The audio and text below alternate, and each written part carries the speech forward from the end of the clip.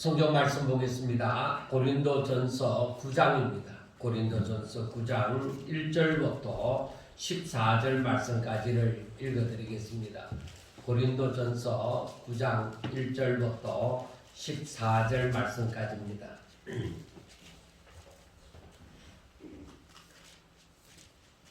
내가 자유인이 아니냐, 사도가 아니냐, 예수 우리 주를 보지 못하였느냐, 주 안에서 행한 나의 일이 너희가 아니냐.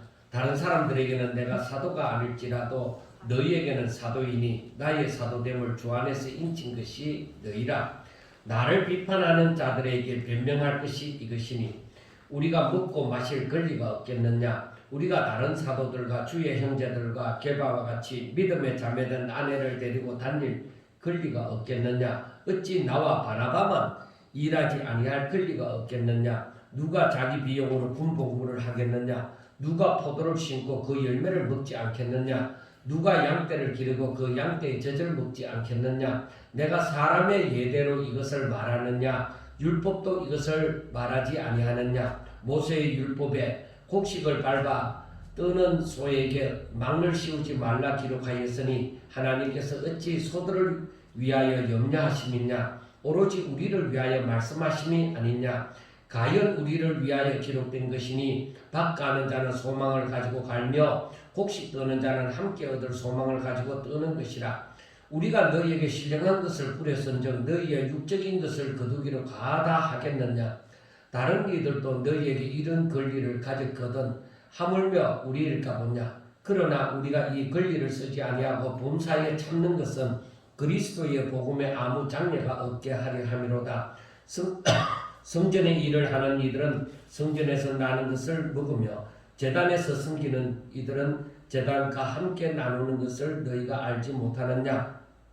이와 같이 주께서도 복음 전하는 자들이 복음으로 말미암아 살리라 명하셨느니라. 아멘.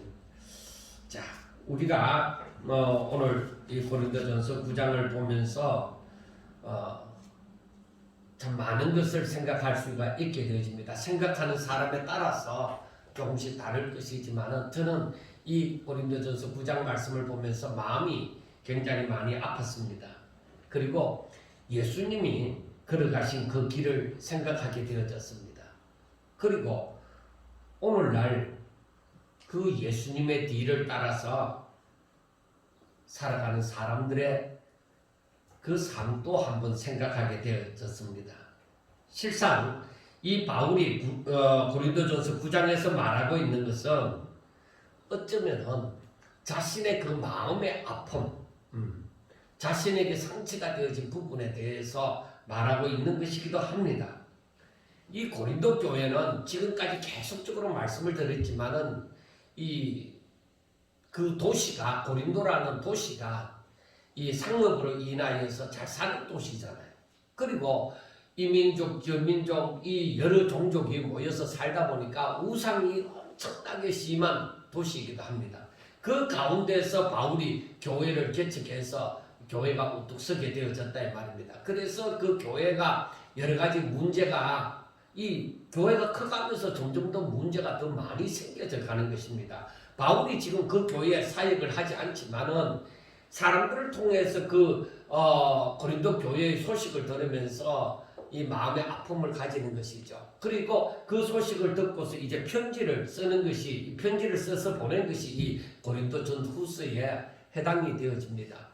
그런데 앞에서부터 계속적으로 고린도 교회의 그 문제점을 얘기했지만은 이 9장에 있어서는 바울이 그 소식을 듣는 가운데서 자신이 굉장히 마음이 아파오는 것, 그 부분을 가지고 특별히 얘기를 하는 것입니다. 그런데 고린도 교회에 문제점이 생겨나기 시작한 것이 어쩌면은 고린도 교회의 내적 분열이기 때문입니다. 그러니까 이 말은 쉽게 얘기하면 교회 교인들끼리 서로 편이 갈라져 있다는 것입니다. 그래서 우리가 고린도전서 제일 앞부분에서 말을 하지만은 나는 바울파다, 나는 게바파다, 나는 아볼로파다, 나는 그리스도파다 이렇게 해서 사람은 많은데 사람은 많이 모여들었는데 전부 파당이 갈라져서 편이 갈라져서 있으므로 서로 잘났다고 얘기를 하는 것입니다. 서로가 가지고 있는 지식을 가지고 서로 잘났다고 하고 있으니까 교회가 사실은 하나 되는 모습이 보여져야 되는데 교회가 하나 되는 모습이 아니라 서로 잘났다고 서로 싸우는 거예요. 서로 자신들의 생각하는 바를 주장하게 되어집니다. 그러므로 말미암아서 이렇게 편이 갈라져 있다 보니까 서로 불신하게 되어지고 서로 비난하게 되어지고 그리고 서로 거짓말도 하는 일들도 생겨나는 것입니다.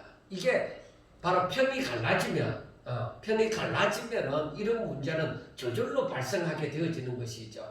우리가 지금 국제적으로 지금 문제를 삼고 있는 문제를 일으키고 있는 나라가 바로 미얀마라는 나라이죠. 그 미얀마 사태도 마찬가지입니다. 미얀마 사태도 서로가 지금 사람이 죽어가면서 이 군부에 대해서 저항을 하고 하는 일들이 생겨나는 것도 바로 이것도 서로 불신을 하기 때문입니다. 그래서 좀 더 뭔가 이 나라가 안정되게 갈 수 없을까 해서 정말로 젊은이들이 몸을 던져서 이 군부 세력에 대해서 대항을 하는 것이죠. 우리나라도 그와 같은 일들이 다 지나가고 지금 이 정도로까지 온 것입니다.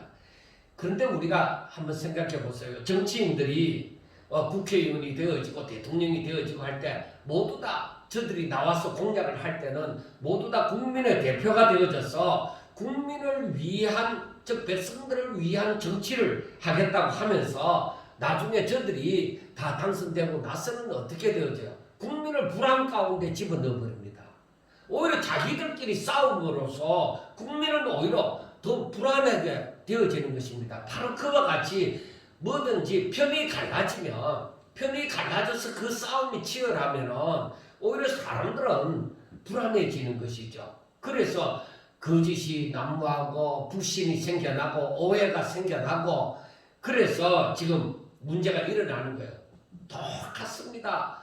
정치를 하는 사람도 똑같이 아담의 후손이고 교회를 다니는 사람도 아담의 후손이고 지금 전쟁을 일으키는 사람도 아담의 후손이고 그러니까 다 부패한 인간의 한 모습입니다. 부패한 인간이 어디든지 모이다 보니까 이 당이 지어지고 서로 싸움이 일어나고 분열이 일어나는 것입니다. 교회도 이렇게 내적 분열이 일어나면은 사랑이라는 것은 오히려 찾아볼 수가 없고 믿음이라는 것도 구경할 수가 없고 오히려 서로를 비방하거나 오해하는 일들이 난무하게 되어지는 것입니다. 바울은 교회 내에서 이런 싸움을 하는 것을 차라리 손해를 보더라도 교회 안에서 이런 싸움을 하는 것은 아니다고 분명하게 얘기를 했습니다. 그런데 이 고린도 교회가 이렇게 파당이 나누어지다 보니까 편이 갈라지다 보니까 바울도 피해자가 되어져 버렸습니다. 고린도 교회 성도들 가운데 바울은 사도가 아니야. 바울은 그 예수님의 제자들하고는 달라. 그리고 이 바울에 대해서 비판을 하는 말들이 많이 생겨나게 되어집니다. 그래서 바울의 사도성에 대해서 의심하는 정도가 아니라 바울에 대해서 비난하는 사람들이 생겨나게 되어진 것이죠. 그래서 오늘 말씀도 보면은 바울이 하는 말이 3절에 보면은 나를 비판하는 자들에게 변명할 것이 이것이니 하고 얘기합니다. 그러니까 바울을 향해서 한두 사람이 비판을 하는 것이 아니라 이 다른 편에 있는 다른 편에 있는 사람들이 바울을 향해서 많은 사람이 비판을 했다고 보면 되는 것입니다. 그래서 바울이 하는 말이 이제 얘기를 하는 거예요. 내가 1절에 보면은 내가 자유인이 아니냐, 사도가 아니냐, 예수 우리 주를 보지 못하였느냐, 주 안에서 행한 나의 일이 너희가 아니냐, 다른 사람들에게는 내가 사도가 아닐지라도 너희에게는 사도이니 나의 사도됨을 주 안에서 인친 것이 너희라 하고 말씀을 합니다. 자, 고린도 교회 말고 다른 교회에서 바울이 개척하지 않은 교회에서 바울의 사도성에 대해서 바울이 진짜 사도가 맞나? 진짜 복음을 전하는 자가 맞나? 오늘날 말할 것 하면 참 선지자가 맞나 아니면 거짓 선지자인가 다른 이 바울이 개척하지 않은 다른 교회에서 만약에 그렇게 얘기를 했다면 이해가 된다는 거예요. 바울도 왜냐 바울을 보지 못하고서 바울에 대해서 비판을 하는 것이니까 바울을 알지 못하고 비판을 하시니까 어쩔 수 없다 하더라도 고린도 교회 너희들은 그렇게 말하면 안 된다는 거예요. 왜? 고린도 교회는 바울이 개척해서 3년이나 이들을 가르치고 키웠단 말이야. 그 사람들이 바로 너희들이지 않느냐예요. 다른 사람들은 몰라도 너희들은 나에 대해서 사도다 사도가 아니다. 바울이 못생겼다. 바울이 말이 어둔하다. 그런 말 하면 안 된다는 거야. 너희들이 내가 전한 복음을 듣고 너희들이 예수 믿는 사람이 되어지지 않았느냐? 내가 전하는 복음을 듣고 너희들이 여기 이쯤까지 잘하지 않았느냐? 하는 겁니다. 그래서 주 안에서 인친 것이 나의 사도됨을 주 안에서 인친 것이 바로 너희다. 내가 사도된 증거가 너희들이 예수 믿는 자가 되어졌다는 것이고 너희들이 이렇게 신앙이 잘한 자가 되어졌다는 것이다. 이게. 그것을 보더라도 내가 거짓 사도가 아니라 사도가 아니냐, 진짜 사도가 아니냐, 너희들이 내게서 복음을 듣고 너희들이 잘못되어졌느냐, 내게 복음을 듣고 너희들은 오히려 예수 믿는 사람이 되어지지 않았느냐, 바로 그 얘기를 하는 것입니다. 자, 여러분들이요, 이들이 어찌하여서 이렇게 바르게 가르치고 저들을 복음으로 낳은 이 바울의 사도성에 대해서 의심을 하는 것입니까?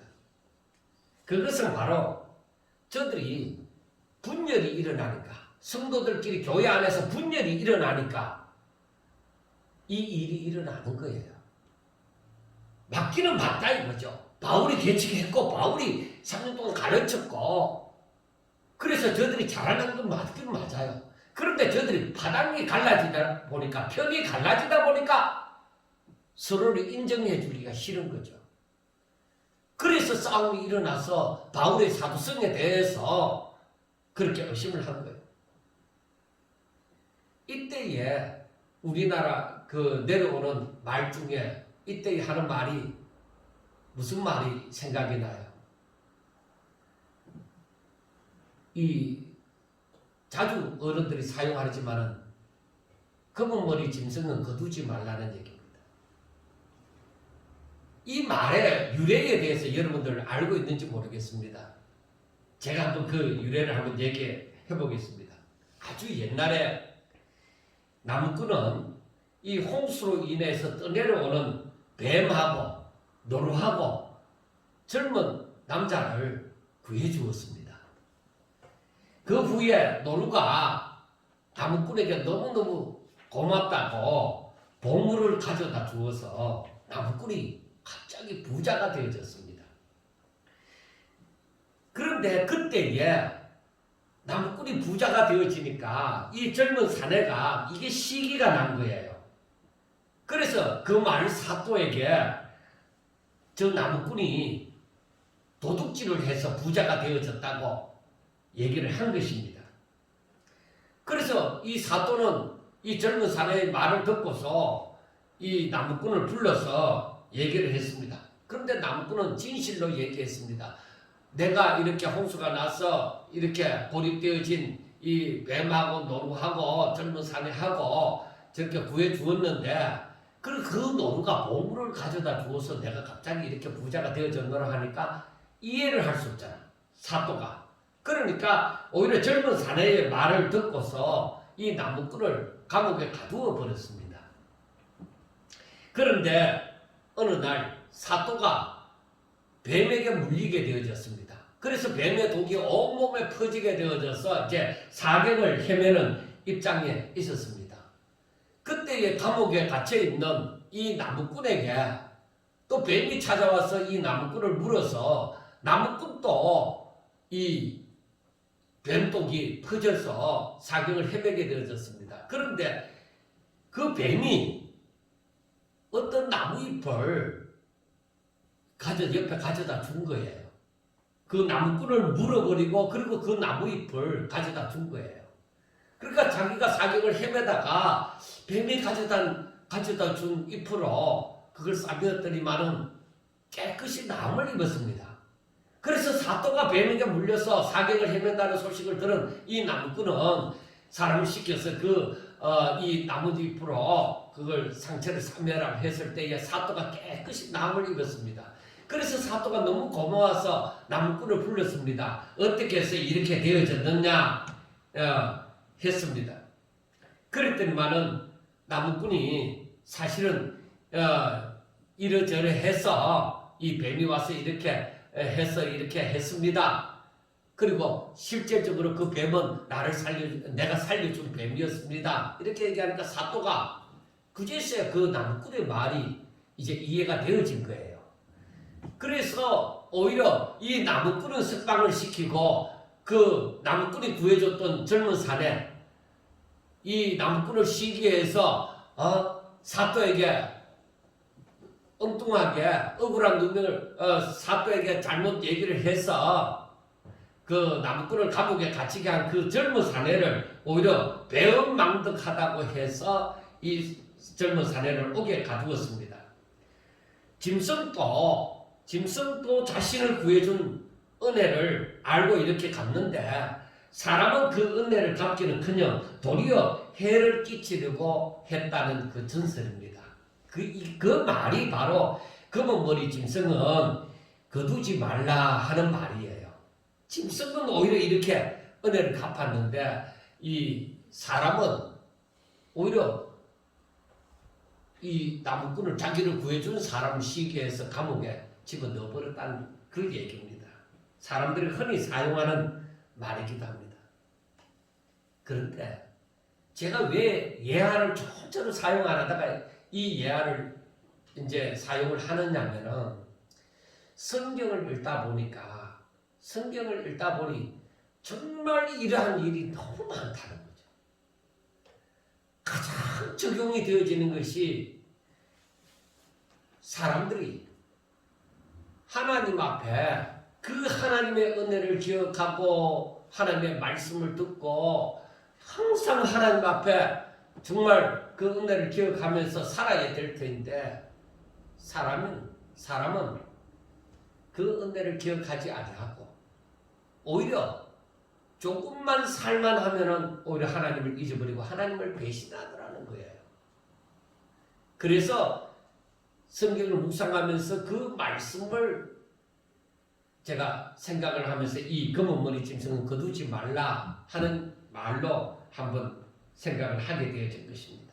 그런데 여러분, 세상의 모든 아담의 후손들, 그 모든 사람이 온통 이렇다 할지라도 하나님께서는 그런 하나님의 은혜를 제대로 갚지 못하는 오히려 배신하는 그러한 사람들을 한가위에서 사랑을 베푸신다는 것입니다. 그래서 그 사랑을 우리는 아가페라고 하죠. 그리고 하나님은 사랑이시라고 그렇게 우리는 말을 합니다. 그리고 하나님께서 자기 백성들을 향해서 너희들도 이와 같이 하라고 합니다. 예수님께서 말씀하시니 내가 너희에게 한 것 같이 너희들도 서로 사랑하라고 말씀하시잖아요. 그러니까 이 길을 걷는 사람들을, 이 말씀을 듣고 그 길을 걷는 사람들을 우리가 성도라고 부르고 제자라고 부르고 하나님의 종이라고 부르게 되어집니다. 이 길을 걷는 자들의 삶은 세상의 법칙을 따를 수가 없는 것입니다. 저놈이 내한테 어떻게 했는데 내 저놈은 꼭 원수를 갚아야 되겠다. 그건 아니라는 거예요. 제가 이 총회나 노예에 이렇게 참석해서 이렇게 보면서 참 마음 아픈 것이 그거예요. 저 사람이 저 사람이 내한테 해를 입혔으니까 또 나의 유익을 뺏어갔으니까 내가 저 사람은 언젠가 내가 복수한다. 복수하고 싶다. 그 마음을 없애지를 못한 거예요. 한 번은 제 주변에 그런 일이 일어나서 제가 얘기를 했어요. 목사님, 꼭 복수를 해야 되겠나? 그 사람이 그랬으면 당신이 얼마나 아팠겠나? 그 당신이 봤으니까 당신이 그런 짓을 하면 또 안 되지 않겠느냐? 했을 때 아니요, 목사님. 나는 꼭 한번 나도 저한테 한번 그렇게 해보고 싶습니다. 이러더라고요. 그게 제 머릿속에서 지금 이미 아마 그건 한 7, 8년이 되어져 가는데 안 잊혀집니다. 전화상으로 들은 그 소리를 지금도 그 사람을 볼 때마다 마음의 아픔을 가지고 있어요. 왜냐? 하나님은 우리를 보고 너희들은 나와 같이 살라는 거예요. 어떻게 살라고요? 바로 원수 되었던 자를, 바로 죄인 되어진 자를 하나님과 화목하지 못하고 연약한 가운데 있고 부족한 가운데 있는 자를 하나님은 다가와서 먼저 사랑해 주셨다는 것이죠. 그러니까 너희들도 그와 같이 살라고 말씀을 하시는 거예요. 그대로 하나님께서 우리에게 찾아와서 우리에게 말씀을 주시고 또 우리의 죄를 사하여 주시기 위하여 우리를 사망에서 생명으로 옮겨주시기 위하여서 자신의 독생자 예수님을 이 땅에 보내시사 우리의 죄를 짊어지시고 십자가에 못 박혀 죽게 하셨다 이 말입니다. 그리고서 우리를 보고 너희들도 나와 같이 살라 그렇게 말씀을 하신다는 것입니다. 그래요. 세상은 검은 머리 짐승은 거두는 게 아니라고 하지만은 우리는 뭐야? 그게 진리와 같이 여겨진다고 할지라도 우리는 그렇게 살아서는 안 된다는 거예요. 우리는 그러한 사람들을 향해서 오히려 언제나 만문을 열고 사랑을 베풀어라 하는 것입니다. 그래서 하나님께서는 자신의 종들을 통하여서 우리에게 말씀하여 주시는 바가 뭐예요? 이 일을 위하여서 이 일을 그런 사람들을 불러들이고 하나님께로 돌아오도록 하기 위해서 너희 자신을 하나님이 기뻐하시는 산 제물로 드리라는 거예요. 그러한 사람들을 위해서 너희들도 예수님같이 십자가를 지라는 거예요. 하나님의 뜻을 행하라는 것이죠. 그러면 깨닫고 돌아서는 자들이 있는 것이죠. 그런데 여러분, 이거 어려운 일이에요. 쉽게도 말을 하지만은 이건 어려운 일이에요. 제가 쉬우면은 얼마나 여러분들에게 쉽게 얘기를 하겠어요. 이러면 다 됩니다 하고 얘기를 하죠. 그런데 어렵습니다. 어렵습니다. 그렇게 살기가. 이거는요, 자신이 죽지 않으면 안 되는 거예요. 제가 조금 전에 목사님이라고 분명하게 얘기를 했잖아요. 그 목사님도 좋은 일을 하기를 원하고 선한 일을 하기를 원하지만은 자기가 억울함을 당해보고 자기가 아픔을 느껴보고는 그 아픔을 준 사람에게 자기가 복수할 수 있는 기회가 온 거예요. 나도 복수하겠다는 거죠. 그 사람에게. 자기가 나에게 얼마나 아프게 했는데 나도 기회가 왔으니까 나도 그 사람을 아프게 해보겠다는 거야. 나 꼭 해보고 말겠습니다. 이러더라. 어렵습니다. 정말 어렵습니다. 그거 어려워요. 그러나 인간의 마음은 꼭 내가 봐주고 싶다. 그런 마음이 생길지라도 주의 길을 걷는 사람들, 하나님을 믿는 사람들은 그 마음이 생길 때에 내가 온전히 하나님을 따르지 못하는 부분이 바로 여기에 있구나. 내 마음이 왜 이래 안 변할까? 나는 왜 꼭 복수하고 싶을까? 오히려 그 사람을 용서해 줄 수 있는 마음이 내게 생기면 어떨까? 예수님은 내가 너희를 사랑한 것 같이 너희도 서로 사랑하라고 말씀하셨는데 내게는 왜 그 사랑이 안 생길까? 오히려 복수하고 싶은 마음이 생길까? 그걸 두고서 하나님 앞에 기도해야 되는 거예요.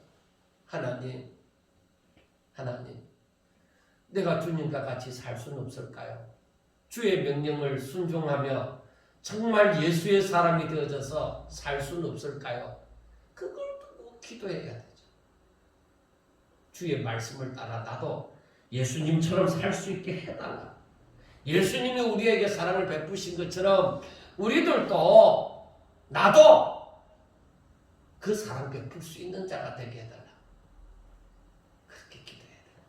그것이 바로 내가 죽어야만 된다는 거죠. 내 자아, 부패한 인간은, 부패한 내 이 인간의 심성은 복수하고자 합니다. 그게 부패한 인간의 원래 심성이에요. 아무도 그거 욕하지 않아요. 그 부패한 심성이지만은 우리는 뭐예요? 그 부패한 심성을 따라 사는 자가 아니라 그 사망 가운데서 건져서 생명으로 옮겨졌단 말이에요. 그래서 죄에 대해서는 죽은 자요 하나님께 대하여 산 자가 되어지라고 했으니까 이 부패한 심성을 따라 사는 것이 아니라 살아계신 하나님, 나를 사랑하시는 하나님, 나를 사망에서 생명으로 옮겨주신 그 하나님의 말씀을 듣고 내가 그 말씀을 따라 행하여야 된다는 거죠. 이 부패한 심성을 따라 죄를 따라서 내 마음이 움직여가면은 내가 덜때 따라 하는 것을 발견하게 되어지는 것이죠. 그러나 그것조차도 발견하지 못하는 사람들도 많이 있습니다. 그래서 성경은 이 부분을 두고서 정말 많이도 말씀을 하고 있습니다. 그 가운데서 우리가 잘 아는 말씀을 한번 생각해 보고자 합니다. 자, 많은 사람들이 넓은 길로 갑니다. 많은 사람들이 잘 살고 싶어 합니다. 편안하게 살고 싶어 합니다.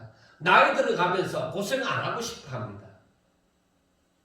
누가 나이 들어가면서 고생하고 싶은 사람이 어디 있어요? 나이 들어가면서 험난한 길을 걷고자 하는 사람이 어디 있어요? 그래서 사람들은 본능이 이 편안하고 안정되고 그냥 아무 걱정 없이 그렇게 살기를 원합니다. 그런데 예수님께서 마태복음 7장 13절과 14절을 보면은 좁은 문으로 들어가라. 멸망으로 인도하는 문은 크고 그 길이 넓어 그리로 들어가는 자가 많고 생명으로 인도하는 문은 좁고 길이 협착하여 찾는 자가 적으리라 하고 말씀을 했습니다. 그러니까 좁은 문이 있고 넓은 문이 있다는 것이죠. 그런데 좁은 문은 그 길이 좁고 길이 또 협착해서 정말 평안하지가 않는 거죠. 항상 조심조심을 하며 그 좁은 길을 걷겠죠. 그래서 사람들은 그런 걱정 안 하고 좀 살았으면 좋겠다. 내 인생에 나 이제는 좀 편안히 숨 쉬고 편안하게 아무 걱정 없이 살고 싶다. 나이가 들어갈수록 더 그런 거예요. 이제는 이런 고생 좀 안 하고 살 수는 없는가? 그건 인간의 마음이에요. 육을 가진 존재의 모든 자의 마음이에요. 나 걱정 안 하고 살고 싶어.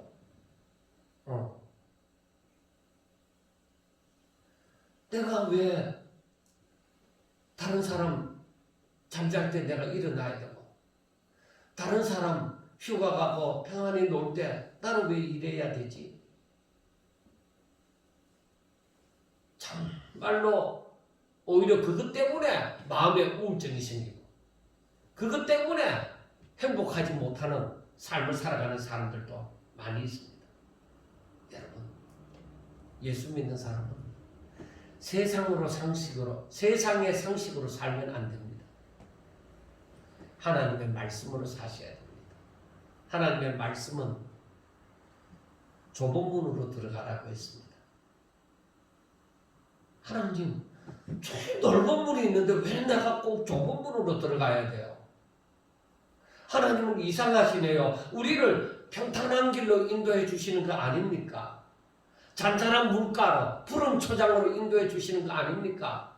왜 저 좁고 길이 협착한 저 문으로 들어가서 저 길을 걸으라고 말씀하시는 것입니까? 나는 도저히 이해할 수 없네요. 그렇게 얘기할 수 있습니다. 사람들은 다 육신을 가지고 있습니다. 살았다 하는 존재는 다 육신을 가지고 있습니다. 그러다 보니까 육신이 평안하기를 원합니다. 사도 바울도 남들처럼 할 수 있는 권리가 있습니다. 평안하고 싶습니다. 그런데 바울의 말이 이 고린도전서 9장을 보면서 이 바울이 하는 말을 보면은 그 권리를 사용하는 사람을 잘못했다고 말을 하는 것이 아닙니다. 그러나 그 권리를 사용하지 않는 것은 조금이라도 자신이 그 권리를 사용하지 않으므로 복음이 더 잘 전파될까 싶어서 복음이 더 잘 전파될까 싶어서 그렇게 자기 권리를 다 사용하지 않는다는 것입니다. 여러분 한번 우리 자신의 삶에서 한번 생각해 봅시다. 사람들이 흔히들 얘기를 합니다. 나이가 들어서까지 이렇게 내가 밤낮을 가리지 않고 열심히 일하는 것은 내한테 아픈 손가락이 있기 때문이다. 자식들 가운데 참 열심히 살려고 하는데도 늘상 넘어지고 사업에 부도가 나고 그렇게 해서 저 못 사는 저 자식이 하나 있는데 그 자식을 내가 어째든지 열심히 노력해서 도와주고 싶어서 내가 이 나이가 들어도 이렇게 열심히 일하러 다닌다 하는 그런 소리도 듣습니다. 그리고 그 부모의 마음은 그 아픈 자식을 좀 편안하게 살도록 만들어주고 싶어서 그렇게 수고를 하는 것이죠. 근데 바울이 그 부모가 편안하게 살 수 있지만은 그 아픈 자식을 위해서 아픈 손가락과 같은 자식을 위해서 열심히 일하는 것처럼 바울도 복음을 알지 못하는 자들이 복음을 알아서 한 사람이라도 더 예수 믿게 하고 싶어서 그래서 자기에게 주어진 권리를 다 사용하지 않는다는 것입니다. 왜 그럴까? 그건 한 영혼을 사랑하시는 하나님, 그 하나님이 나를 사망에서 건져주시고 나를 이렇게 살게 해주셨다는 것이죠. 그 은혜를 생각하고 그분이 내게 주신 사명을 생각할 때에 나는 내 권리를 다 사용하지 않고 한 영혼을 구했으면 좋겠다는 것이죠. 일꾼이 그 싹을 받는 것은 마땅한 일입니다. 더구나 바울은 고린도 성도들에게 얘기합니다. 내가 너희에게 신령한 것을 뿌렸잖아. 그런데 신령한 것하고 비교도 되어지지 않는 육적인 것을 너희들에게서 거두었다고 한들 내가 뭐 잘못된 것이 있겠느냐? 그렇지 않다는 것이죠. 그러나 바울은 뭐예요? 그것을 요구하지 않고 자기가 자비량으로서도 손수 일을 해서라도 그 싹을 안 받고도 살 수 있도록 있을 수 있는 그런 능력이 있었다 이 말이에요. 그래서 오히려 그들에게 요구하지 아니하고 자비량으로 이렇게 살아왔다는 것입니다. 그 이유가 내가 전하는 복음이 어느 한 영혼에게라도 이 장애가 없도록 하기 위해서. 내가 복음을 전하는 데 있어서 아무 장애가 없도록 하기 위해서라고 얘기를 합니다. 그러니까 바울은 오직 복음을 위해서, 즉 복음이 잘 전파되도록 하기 위해서, 그리고 사람들이 구원받게 하기 위해서 저들이 하나님을 알고 하나님을 믿음으로 생명의 삶을 살도록 하기 위해서 자신이 사용할 수 있는 권리를 다 사용하지 않는다는 것입니다. 바울이 독신으로 사는 것도 독신주의자이기 때문이지 않습니다. 자기가 좀 더 이 복음 전하는데 심혈을 기울이기 위해서 신경 쓰여지는 그런 가족을 거느리는 그 일을 하지 않았다는 거예요. 그 결혼도 하지 않았다는 거예요. 그리고 이 물질을, 그 싹을 당연히 받는 것이 잘못된 것도 아니고 그 당연히 받을 수 있지만 그것조차도 자기는 포기하고 복음 전하기를 원했다는 것입니다. 그게 바로 뭐냐?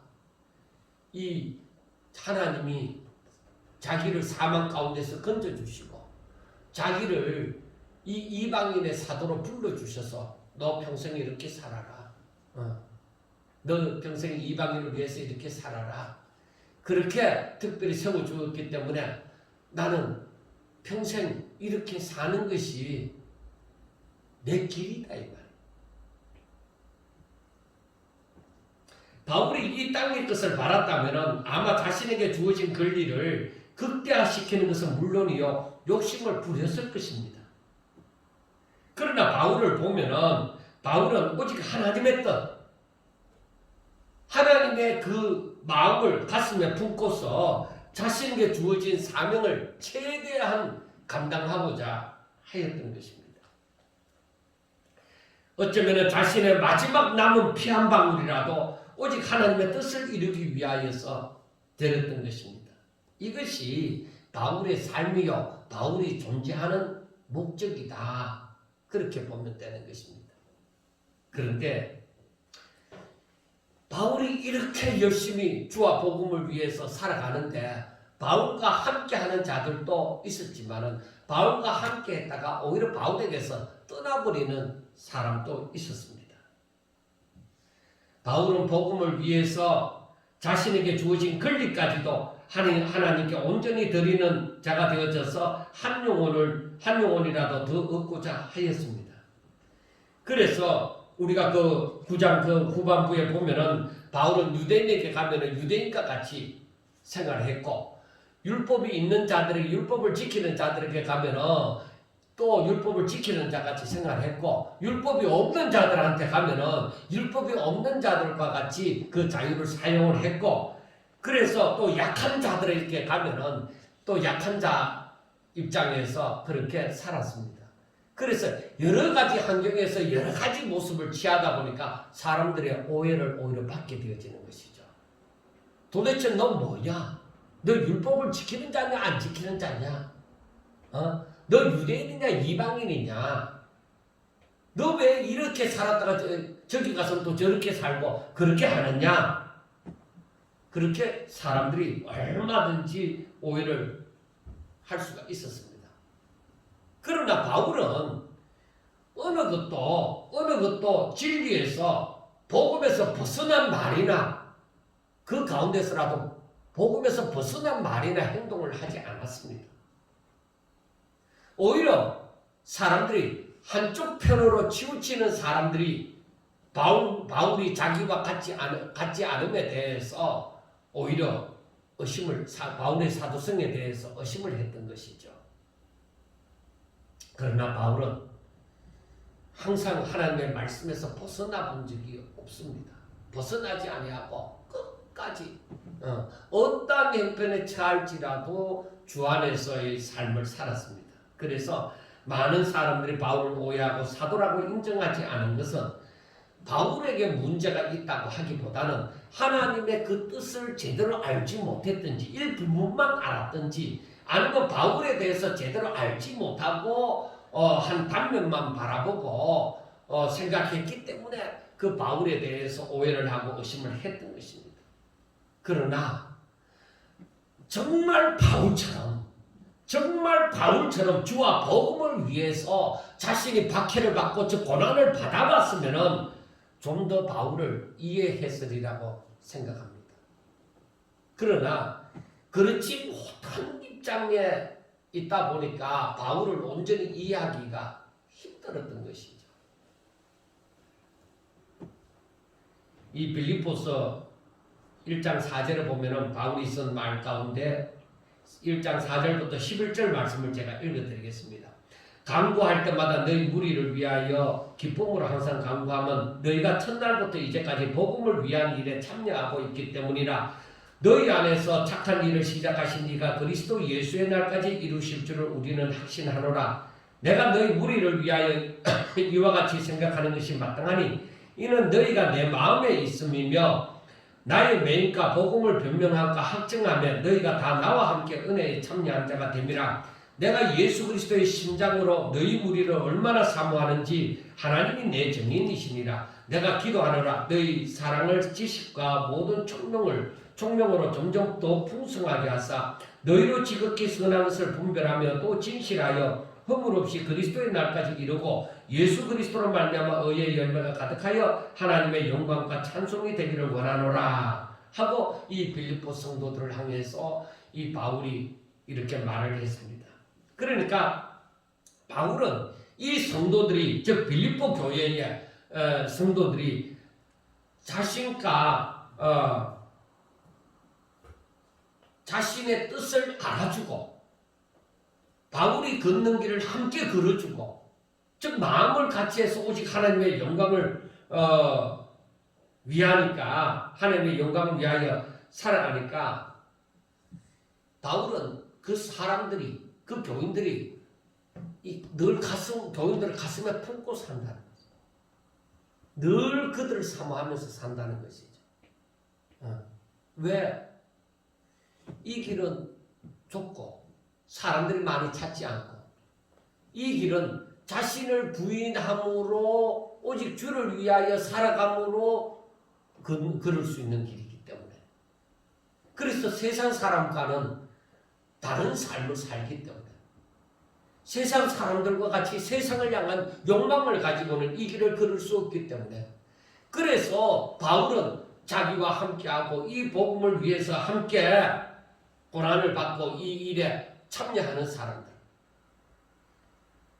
그 사람들에 대해서 바울은 마음에 항상 감사함을 품고 있는 거예요.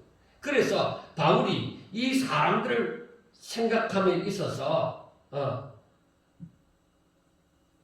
하나님이 증인이다. 내 마음은 하나님이 안다는 거죠. 내가 당신들을 얼마나 사랑하고 감사하는지 하나님이 아신다는 것이죠. 그리고 너희들이 마지막 순간까지 하나님께 찬송과 영광을 돌리는 자들이 되기를 원하노라 하고 바랍니다. 바울이 해줄 수 있는 것은 그들에게 하나님의 뜻을 전하고 이렇게 마지막까지 하나님의 영광을 위해서 살기를 바라는 것뿐입니다. 그렇습니다. 하나님은 우리를 아시죠. 그런데 사람을 알아주는 것은 뭐예요? 힘들 거예요. 왜? 마음을 같이 하고 뜻을 같이 하지 않으면 이해하기가 힘듭니다. 그래서 이 길을 걷는 사람은 뭐예요? 외롭고도 힘이 든다고도 말씀을 하는 거예요. 왜? 많은 사람이 찾지 않기 때문에. 많은 사람이 찾지 않으니까. 많은 사람은 넓은 길을 가지고 원해요. 평탄한 길 가지고 원해요. 그런데 여러분, 교회는 사업체가 아니에요. 그런데 많은 사람들이 교회 부흥을 사업체의 부흥처럼 그렇게 생각을 하는 거예요. 아무리 사람들이 원하는 부흥이 일어났다 하더라도 그 가운데 하나님의 말씀이 살아있지 않으면 좁은 길을 걷지 않으면 다 쭉정이에요. 너무 심하게 말을 한다고 생각을 할 수는 있을지 모르지만 심한 것이 아닙니다. 그건 진리예요. 저는 선교에 대해서 항상 생각을 하면서 그 사람들의 소식을 이렇게 찾아보기도 하고 듣기도 하고 합니다. 근데 우리나라에는 선교단체가 참 많아요. 지금 이제 이 코로나19 때문에 많은 선교사들이 본국으로 돌아온 실정이 있지만은, 그러나 아직까지도 그 현장에 머무르고 살아가는 사람들도 있습니다. 근데 저는 어느 정도 나이가 되고 목사가 되어져서 이렇게 선교사로 간 사람들은 또 그 사람들도 대단하다고 생각하지만은, 저는 20대에 있는 젊은이들이 아예 그 선교지에 가서 그들과 함께 정말 우리나라로 말을 할 것 같으면 최하류의 바닥에 삶을 사는 사람들과 비슷한 삶을 살면서 그곳에 사는 어려운 사람들을 위하여서 자신의 인생을 거기에 바친 젊은이들을 바라볼 때, 20대, 특별히 20대의 사람들을 바라볼 때 저는 그들이 특별한 부르심을 받았다. 진짜 하나님의 은혜가 저희들 가운데 있지 않고는 저 일이 일어날 수 없다. 저는 그렇게 생각을 합니다. 왜? 저들은 자라면서 이미 좋은 것 맛 다 보았잖아요. 잘 사는 게 어떤 것이라는 것, 평안하게 사는 것이 어떤 것이라는 거 다 알고 있잖아요. 그런데 그 선교지에 가서 그곳에 참 힘들게 사는 사람들을 위해서 자신의 평생을 바친다는 것이 쉽지 않다.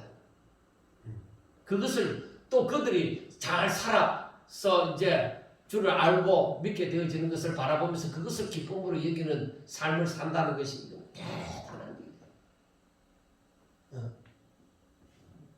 정말 우리가 이 땅에 살면서 정말 하나님께서 무엇을 원하는지 그것을 우리가 깨닫는다면 우리는 움직이지 않을 수가 없는 거예요.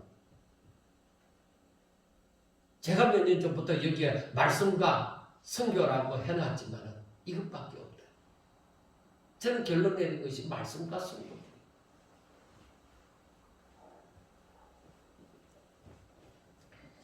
정말 우리는 생각을 해야 돼. 예수님이 그 하늘 보좌를 버리시고 이 땅에 오신 것은 최고로 낮아지심입니다. 죄 없으신 분이 죄 있는 자처럼 되신다는 것이 이게 낮아지심이 아니고는 되어질 수가 없어요. 우리가 하나님의 은혜를 알아가면 알아갈수록 아하, 내가 낮아져야 돼. 내가 낮아질 때에 하나님을 더 잘 알 수가 있구나. 오히려 하나님의 영광의 임재가 임했을 때에 나는 스스로 낮아질 수밖에 없다는 것을 알 수 있는 거예요. 너무나도 크신 하나님의 그 영광이 내게 임할 때에는 누가 낮아지라고 말할 거 없어요. 저절로 낮아져요. 그래서 하나님의 은혜를 입고 또 은혜를 받고 또 은혜를 받으면은 사람은요 교만해지지 않아요. 그래서 항상 우리가 하나님의 은혜를 기억하고 하나님의 은혜가 내게 머물기를 원하고 하나님의 임재가 있기를 원하고, 그래서 아멘 아멘 하면서 하나님 내가 어떻게 살까요? 하는 질문이 하나님 앞에 나와지고 소원이 저절로 나와지는 그런 삶을 살아야 된다.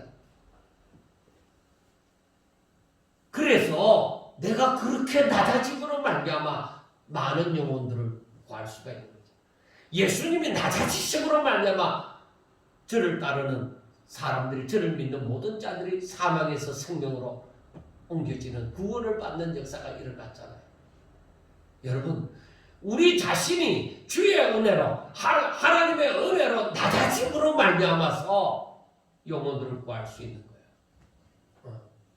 바울이 자기에게 주어진 권리를 다 사용하지 않고 어떻게 하면 한 영혼이라도 더 구원할까 해서 자신의 권리를 사용하지 않고 오히려 자신이 더욱더 낮은 자가 되어진 것은 바로 하나님의 뜻을 따르는 거예요. 이런 사람들은 하나님 나라에 가서 분명히 칭찬받을 줄로 믿습니다. 여러분, 마지막으로 말씀을 드립니다. 여러분들의 삶의 표대는 무엇입니까? 여러분들의 삶의 표대. 무엇을 보면서 열심히 달려가고 있습니까? 오직 하나님께서 바라시는 사람, 즉 하나님의 뜻을 위하여 자신을 하나님께서 기뻐하시는 산 제물로 드리기를 원하시지 않습니까? 저는 여러분들에게 여러분들이 열심히 사는 이유를 제공하기를 원합니다. 한 푼이라도 더 벌고 한 푼이라도 전략하고 조금이라도 더 건강해지고자 하는 그 이유를 가지기를 원합니다. 여러분들이 내가 이렇게 낮아지고 이렇게 한 푼이라도 더 벌려고 애쓰고 힘쓰고 내가 건강해지려고 하는 그 이유, 여러분, 바울이 걸어가는 길을 보세요. 그리고 하나님을 한번 바라보세요. 하나님께서 우리가 무엇하기를 원하십니까? 우리에게 뭐라고 말씀을 하십니까? 우리 모두 한 영혼이라도 바울처럼 한 영혼이라도 하나님께 인도하는 하나님의 충성된 종들이 됩시다. 세상은 우리를 알아주지 않고 오히려 오해를 하고 비난을 할지라도 오히려 하나님께서 아실 줄로 믿습니다. 여러분들의 남은 생애 얼마나 평안하게 살기를 원하십니까? 오히려 하나님이 주시는 평안, 하나님이 주시는 그 행복을 누리기를 원하지 않습니까? 육신적으로 아무 걱정 없이 그냥 살기를 원하십니까? 저는 그렇게 생각합니다. 마지막 남은 순간까지, 마지막 내 생명이 붙어있는 순간까지 하나님의 영광을 위하여 불태웠으면 좋겠다. 그래서 하나님 나라에 가서 내 모든 것을 다 소진하고 이제 하나님 나라에 가서 주의 품에 안기는 그런 사람이 되었으면 좋겠다. 왜? 하나님이 그걸 기뻐하시니까. 여러분, 저는 여러분들이 잘 살기를 원합니다. 여러분들이 건강하기를 원합니다. 여러분들의 자녀들도 정말로 어느 누구보다도 잘 살기를 원합니다. 그러나 저는 여러분들이 하나님 앞에 제물로 아브라함이 이삭을 번제로 드리고자 했던 것처럼 정말로 저와 여러분들의 남은 생애를 온전히 하나님이 기뻐하시는 그 거룩한 산 제물로 드려지기를 원합니다. 그렇게 살고자 할 때 내 존재의 이유가 하시다는 거예요. 하나님이 그 존재의 이유에 어떻게 축복해 주시지 않겠습니까?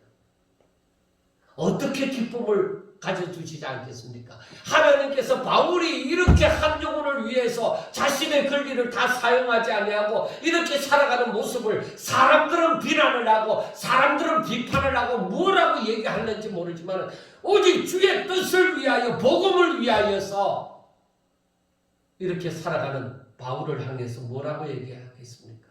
바울아, 너는 주와 복음을 위해서 고난과 박해를 받으니 복이 있도다. 예수님께서 말씀을 하셨잖아요. 나와 복음을 위해서 사는 사람들, 그 사람들은 복이 있는 사람들.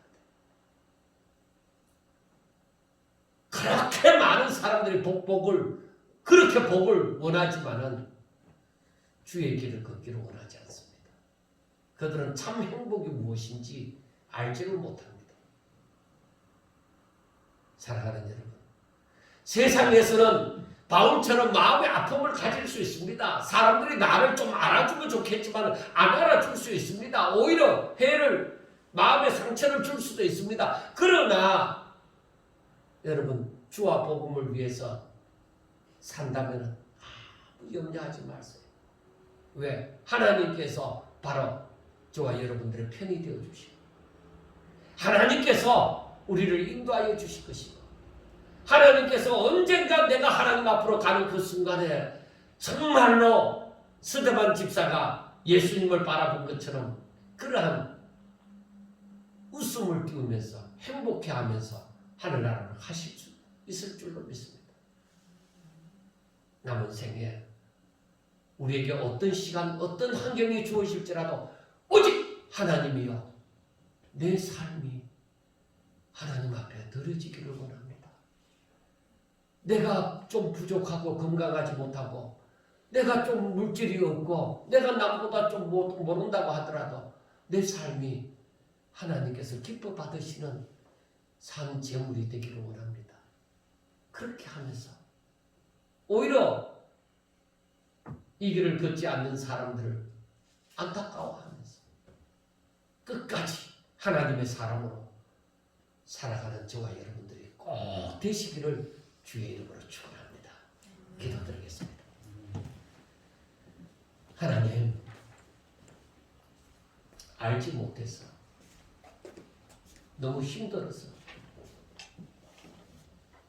원하지 않고 일부러 의식하면서 그 길을 걷지 않기를 바라고 그 일이 다른 사람에게는 모르지만 내게는 그런 사명이 오지 않기를 바라고 그 길을 걷지 않고도 행복해지기를 바랐던 적이 한두 번이 아닙니다.